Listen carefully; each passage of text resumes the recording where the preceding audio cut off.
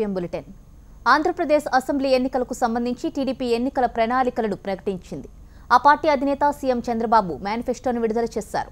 మీ భవిష్యత్తు నా బాధ్యత అని మేనిఫెస్టోకు నామకరణం కూడా చేశారు. ప్రధానంగా రైతులు, సామాన్యులు, మహిళలకు ఈ మేనిఫెస్టోలో పెద్దపీట వేశారు. ఇప్పుడు అన్నదాత సుఖీభవ తీసుకొచ్చాం. 15,000 రూపాయలు 10,000 రూపాయలు పెట్టాం. అదే మరిగా రైతులందరికీ ఏం చేయాలో అవన్నీ వర్కౌట్ చేస్తున్నాం. ఇవన్నీ మనం చూసిన తర్వాత దేశమంతా ఆందోళన.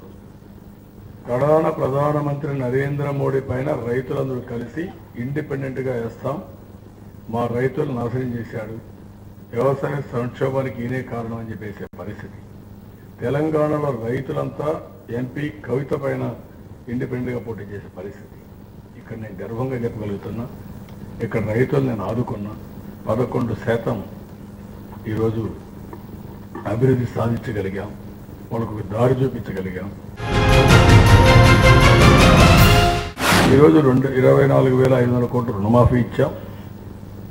4th and 5th ఇన్స్టాల్మెంట్స్ బ్యాంకులో వేస్తున్నాం. బిఫోర్ ఎలక్షన్స్ నేను చెప్పిన మాట నిలబెట్టుకున్నాను.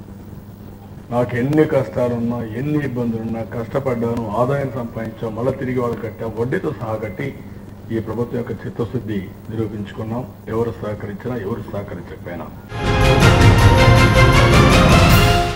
అమరావతి రాకూడదనే భయం మీకు. కనీసం నదుల అనుసంధానం గురించి ఒక మాట మాట్లాడలేక మీకు అవగాహన ఎక్కడుంది? ఈ నదుల అనుసంధానం వల్లనే పులివెందులు నీళ్ళు ఇచ్చాం. ఆ విషయం మీరు గుర్తుపెట్టుకోవాలి.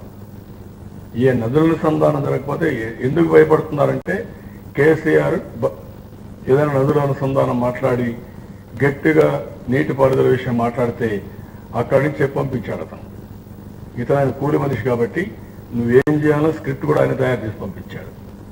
ఆ స్క్రిప్ట్ ప్రకారం నువ్వు చదువుతున్నావు, నువ్వు అది చేస్తా ఇది చేస్తా అని చెప్తున్నావు తప్ప అసర్టివ్గా ఈ రాష్ట్రంలో నీటి హక్కును కాపాడుతానని చెప్పలేకపోయావు.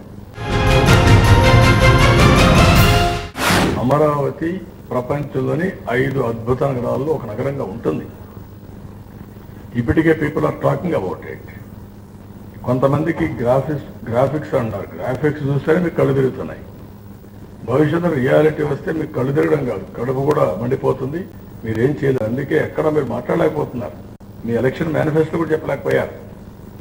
అంటే ఈ అమరావతిని చూస్తే మీకు అంత పిరికితనం, భయం వచ్చేసింది. కేంద్ర ఎన్నికల సంఘం